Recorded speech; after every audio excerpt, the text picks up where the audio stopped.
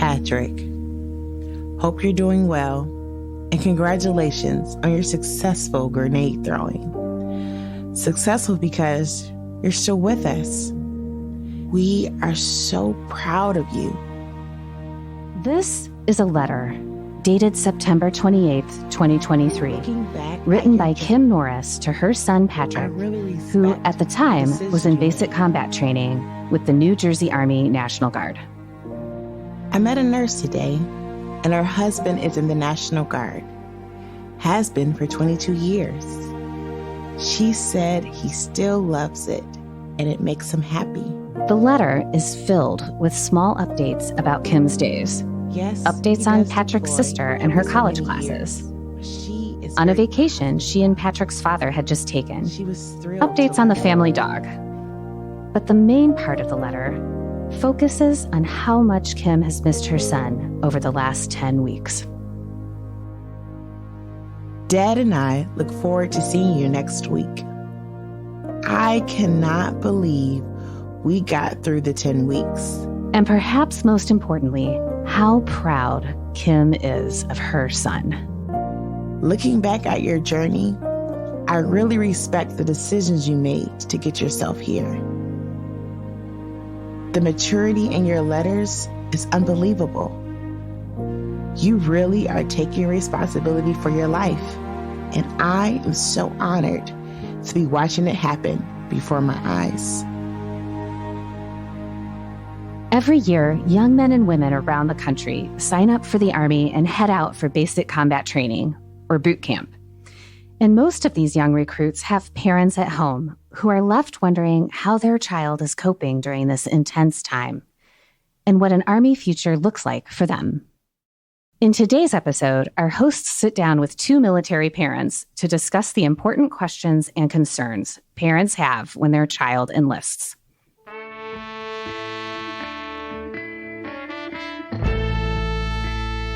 We'll meet Hilari Luck, the mother of 3 Air Force enlistees, who's currently running a program with Our Community Salutes that connects with new military parents to help them through this trying time. And we'll also meet Kim Norris, whose son Patrick is about to graduate from boot camp, and hear how excited and nervous Kim is to reunite with him after 10 emotional weeks. It's an episode that really shows the importance of family and how the Army itself is one of the biggest. I'm Carrie Varohaikis, and this is Army Matters.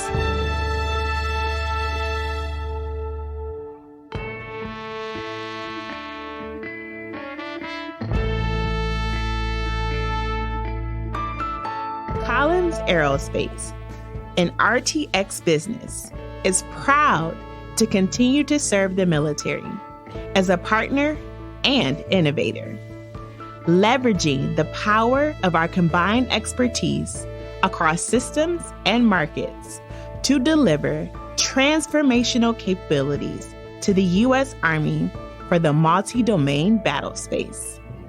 Visit www.collinsaerospace.com and see how we're empowering Overmatch for the Army now and into the future.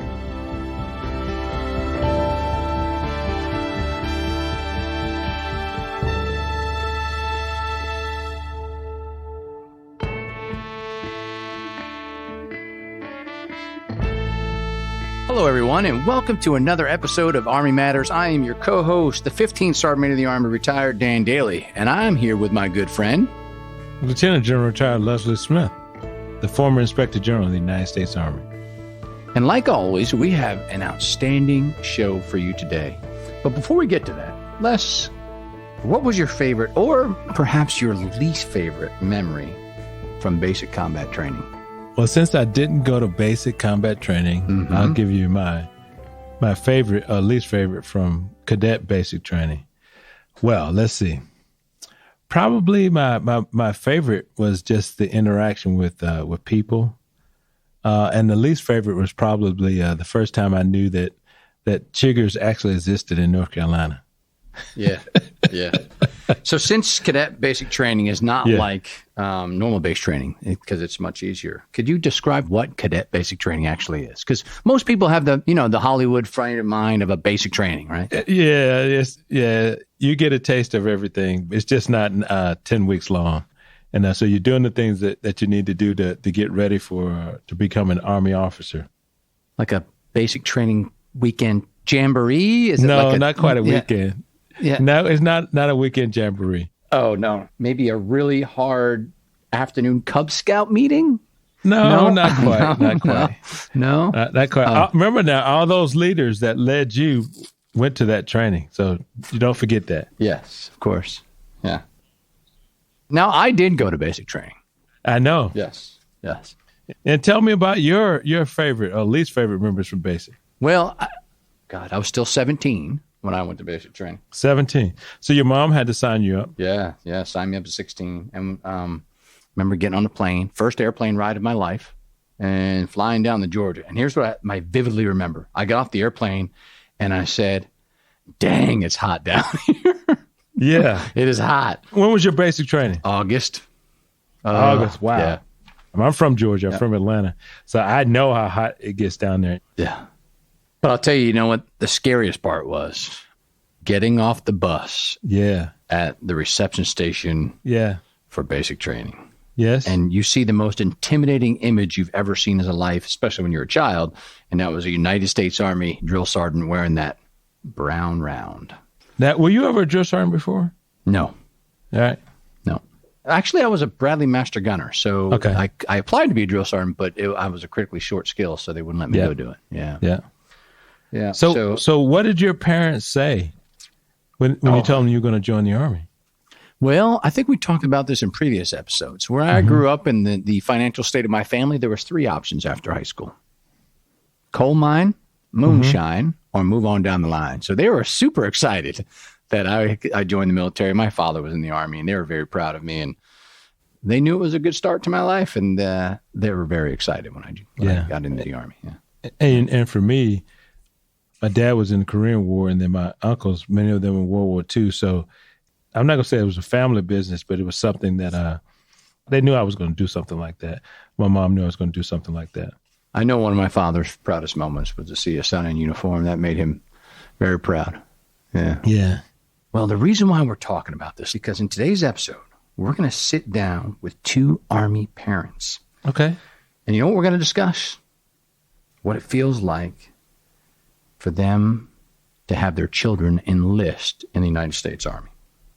Hilari and Kim, welcome to Army Matters. So to get things started, could each of you tell the listeners a little bit about yourselves so they can get to know who you are? I'm Kim Norris. I'm in Mount Royal, New Jersey. My son has joined the National Guard. He's in his basic training right now. My name is Hilari Luck. I'm in West Deptford, New Jersey. I am the mother of 3 sons actively serving in the Air Force. I'm here because of our Community Salutes, OCS Connect program, a program to support young enlistees going and their parents and guardians on their journey in the Air Force or in the military. Air Force? Come on. But you know what? It's not too late. They can still switch from Air Force to Army. Just a little too late. I'm just kidding, of course. We love the Air Force. Kim, let's start with you. Now, you're only a few days away from your son Patrick graduating from his 10-week boot camp. How are you feeling about that? Can't wait to get my arms around him. He is excited to see us. He made sure that we are coming up for Family Day. That is the day before. He wanted to make sure we were there. We were trying to get his sister to come also, but unfortunately she has clinicals this week, so she wasn't able to join us, but she's been very supportive also. So we just can't wait to get him in our arms right now. 10 weeks is long. Kim, congratulations to you and to your son for joining the military. You know, I think it's one of the best things I ever did, not only for my family, but for generations to come. I've attended so many of these graduations, and I know how you're feeling. Prior to Patrick, have you had any other members of your family serve in the Army? Yes, I have. My great aunt and uncles were both served in World War II. My father joined the Army also. So we have it in our family. There's a cool story about one of my great aunts and uncles. They were married, and she was in charge of typing out the orders for the guys to be served. And she actually had to type out his orders to be sent to the Battle of the Bulge. Oh. And she never told him. Like, it wasn't until he found out later, because you didn't do that back then. You just that was your job. You did it, and that was what it was. Okay, Kim, when did he actually find out? When he came back? Yes, after he came back. Yeah. I'm sure he kind of had a feeling that she knew, because how do you keep that not on your face as, he tells her the order. So. What did he do in the Battle of the Bulge? That was a pretty tough mission. So he actually, when he was over there, he ended up getting pneumonia very badly. They weren't even sure he was going to make it. He did make it, and his platoon, the majority of them were not. They didn't make it. So he was actually put into another platoon, and he actually was on in Germany when they took it over and started cleaning it up, because he spoke fluent German. So he was actually the liaison between the people of Germany and the military. And tell us a little bit about your father's involvement. My father was in the Korean War. He served in Japan, actually, as a radio personnel. So he took care of making sure the radios were working and the towers were up so that they can communicate with the troops. So growing up, what were your thoughts or opinions about the Army and the military? It was also always a positive thing. It was part of a duty, and you were proud of that. Again, I had 6th grade uncles, and all of them served. So it was just part of our family. It's just what you did. Now, how does someone with such a family legacy of service in the Army go to the dark side and marry a guy from the Navy? Did he change your thoughts about the Army or on service at all? I was probably more pro-Army. And then he opened up your eyes to see that Navy's more than just on the ships and stuff. They do a lot more. I didn't even realize it. It was neat because the kids, my son would walk up wearing my husband's hat because he found it in a box, and I guess he went exploring. So it was part of our life. So was Patrick always interested in enlisting? When did he really get serious about it? Well, I'll have to take you back to probably January of this year. I had it with his game playing. So I sat down with him and his father, and we all had a conversation about that. He was no longer a teenager, that he was a young adult, and he needed to start acting like a young adult. He agreed to all that. He thought that was great. And then the first week of putting this in place, he had his car towed because he parked in the wrong spot. So we picked him up. We brought him to the ATM. He had to take the money out. He had to pay for it. And he's like, "You're not really going to split this with me?" And I'm like, "Did I park there? You made this decision. You're living by it." So that's kind of what I think set the tone for where we were going. And then he was looking at the National Guard in West Virginia. They gave you in-state tuition if you went to the National Guard there. And then my husband went to the high school. The recruiter for New Jersey was there, and he's like, "Oh, my son's joining." He's like, "Why are you joining West Virginia? You need to join Jersey." And he explained the benefits for New Jersey and the options they had there. And Patrick and my husband met with the recruiter, and they talked about it. And Patrick determined this is what he wanted to do. Oh my gosh, you mean your son got into a bidding war? Did he play the states off each other and get anything good out of the deal?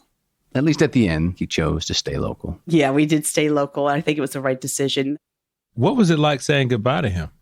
Knowing he's going off to basic combat training. Did you break down in tears? Yeah. The day we said goodbye, we had to pull out of the parking lot. He put his arm around me. Well, he put his arms around his sister, and they were crying, and I was fine until I saw them boohoo, and then I was done. And I just held him, and it's funny. She actually took a picture of us holding each other, which was very dear to my heart, but it just... I know it's the right thing to do. I know it's a point of him growing up, but I'm just going to miss him. Can you walk us through some of those other emotions that you felt from the moment you found out up to that tearful hug? I was very good in the beginning. And as it got closer, I got a little more apprehensive. He's really going to be away from me. Is he going to make it? Is he going to be able to do this on his own? This is like him stepping up, doing it. And, I think we've given him all the skills as a parent that he needed to do this, but it was still, I'm not going to be there to catch him. As he gets older and he becomes a man, it's not my job anymore. So it was hard to go from, okay, you just turned 18 and now I got to back off. I just felt like I needed a little more time. So Kim, along the way, you discovered Hilari and her great OCS Connect program. Tell us what they were able to help you with throughout the entire process. Well, we went to the banquet that they have in New Jersey, which is just phenomenal. And we got her literature and we reached out to her and we were talking with her a bit. And oh my goodness, she spent probably an hour on the phone with us, just talking to us and explaining things. And this sounds horrible, but any stupid question that I needed to hear it. And she just shared from her heart and gave me some guidance. The strongest thing was you definitely write to your kid, but she said that she has 3 boys. She wrote to all 3 of her boys every day through boot camp. That's a lot of work. I can do that. And then when my son started getting the letters, he said, at first it was embarrassing because, they're calling out my name. And then he was like, yeah, everyone's writing me. So he was very proud of that. And I think that helps him when he's having a downtime, that to know his family is consistently behind him every day. So Hilari, you now talk to a lot of parents and answer a lot of questions they have. What are some of the quote unquote stupid questions that people ask you? One of the things that I realize is that a lot of young people going into the military straight out of high school don't necessarily get the support that someone who was going to college straight out of high school would get. Our desire with OCS Connect is to begin to connect not only with the parents and the guardians, but also with the community. I don't think that there's a dumb question. I think that every question is real. Yes. Being a mom with 3 sons in the military, I still have questions. And, I've done it 3 times. I also know that there has to be a safe place where I can feel comfortable to have a question, to say, you know what? I just don't know if I did enough. I don't know if I can even ask the recruiter this question. Am I allowed to be thinking what I'm thinking? But we have to have a place where we can feel comfortable to say, you know what? I know I taught my kid all I thought they needed to know, but what happens when they're getting these negative phone calls? Do they have the right mindset to not quit and to continue to move forward? Do they understand that greatness is inside of them, even if they can't see it yet?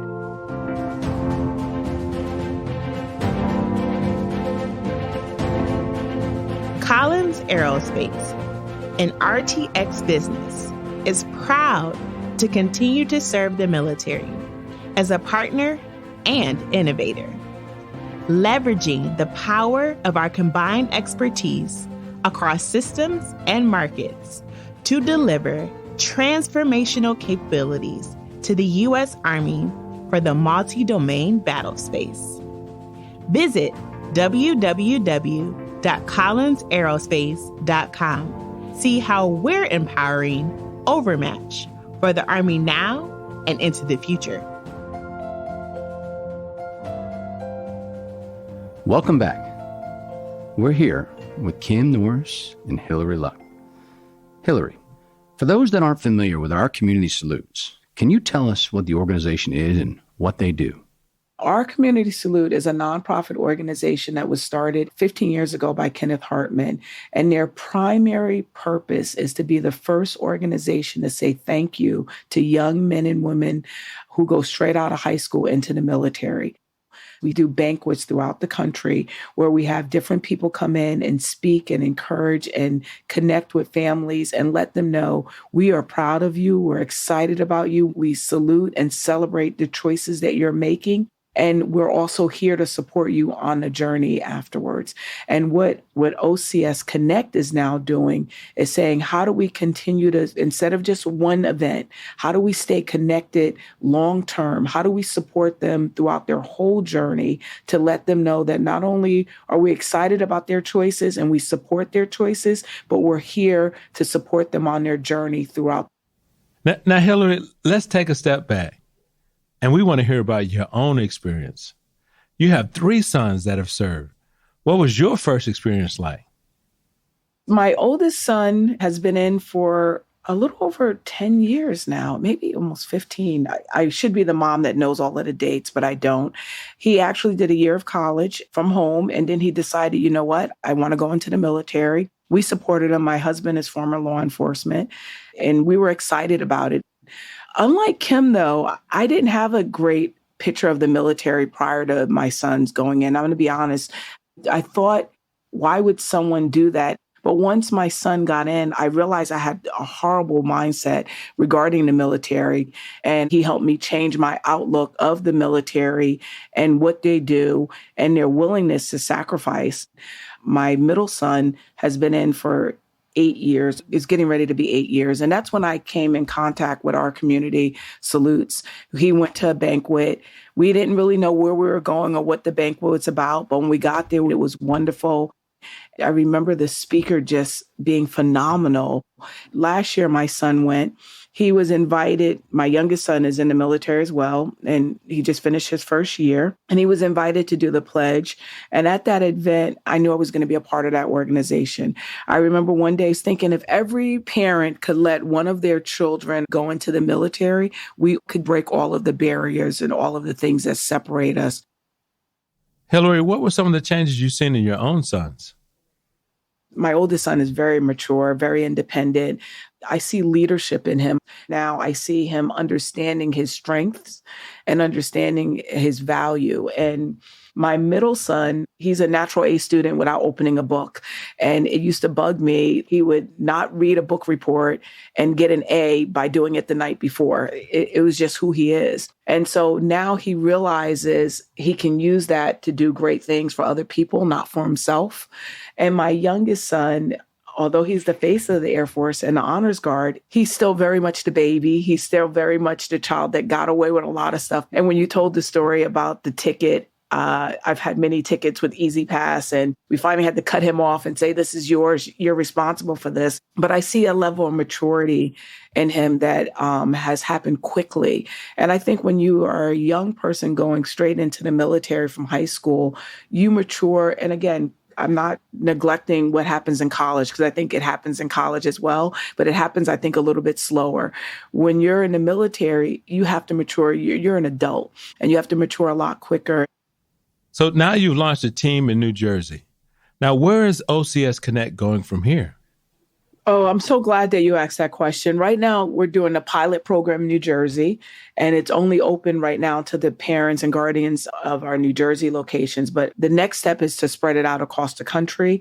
We're also looking into learning modules with all of the information that we've been discussing, from life skills to health to managing stress to networking to financial literacy. We want to put all of that information in one location where they can go and maybe watch a 10 or 15-minute learning module that will give them the tools to say, okay, let me check out this bank, let me check out this company, let me check out this school, and we can point them in a direction to get the support. And right now we've done virtual events, but we plan to do in-person events as well. And I think the sky is the limit. There's so many families out there who just don't know the questions to even ask, or that there's some place that they can go and get the answers to those questions. And our desire is to build that up so that they always have the support and the encouragement that they need to be able to support their enlistees. Now, if someone wants to find out more about OCS Connect, where can they go? The first thing that I would tell them to do is to go to ourcommunitysalutes.org and check out our page, look at some of our past events, figure out the way they can connect in any way to start off now, and find out about the local events in their areas. Okay, this is a question for both of you. If you could give one piece of advice to new Army parents, what would it be? Kim, let's start with you. That you can get answers. It's hard because your child is dealing with the recruiter, and you can ask them to ask this question and stuff, but they will get it wrong or miss something. But there are answers that you can get yourself and people out there to support you. You just need to really look for it. Hilari, how about you? Your mindset determines everything. And if you want to find the positive answer, a positive solution, you will. If you come in thinking, I don't want my kid to do this, this is horrible, then that's what you're going to leave with. But the reality is, once the choice has been made, like Kim said, her son made the choice, there's no turning back. So what can you do from this point on to make this the best experience of your life? And how do you do it in a way that celebrates your journey as opposed to knocking it down? Well, I can't think of a better note to end this episode on. Kim, Hilari, thanks for being open and honest with us. And Kim, I know you're going to have an incredible time at your son's graduation. I've been to so many of them, and to see the look on parents' face when they see their soldier for the first time, it's breathtaking. Thanks to both of you for joining us today. Thank you for having us. I appreciate it. Definitely.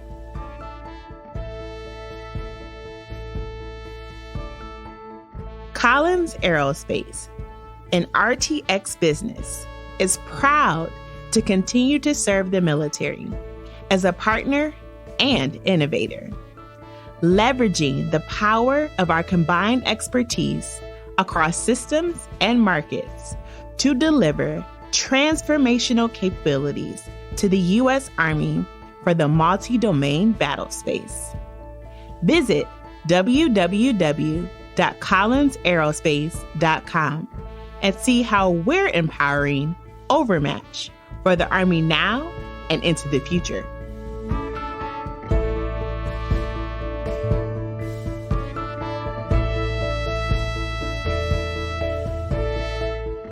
To all our listeners, thanks for joining us. Army Matters is brought to you by the Association of the United States Army, the U.S. Army's professional association, member-supported, Army Connected. Visit us at ausa.org for more information or to become a member. Your membership helps AUSA continue to carry out its mission, educate, inform, and connect with the total Army, our industry partners, and supporters of a strong national defense. Today's episode was hosted by Lieutenant General Retired Les Smith and SMA Retired Dan Dailey, and anchor hosted by Carrie Barrow-Heckes. Anthony Del Call is the producer and writer, and Andy Bosnack is the supervising sound editor. Unzinga Curry is the executive producer, and the senior producers are Carrie Barrow-Heckes and LaSharon Duncan. Be sure to subscribe to Army Matters wherever you get your podcasts, and please leave a review. As you know, we love seeing stars in the Army, especially if it comes in the form of a 5-star review. AUSA's Army Matters podcast can also be heard on Reach Across America Radio on Monday at 8 p.m. Eastern, on the iHeartRadio app, the Odyssey app, and the TuneIn app with the search of the word Reef. AUSA's Army Matters podcast primary purpose is to entertain. The podcast does not constitute advice or services.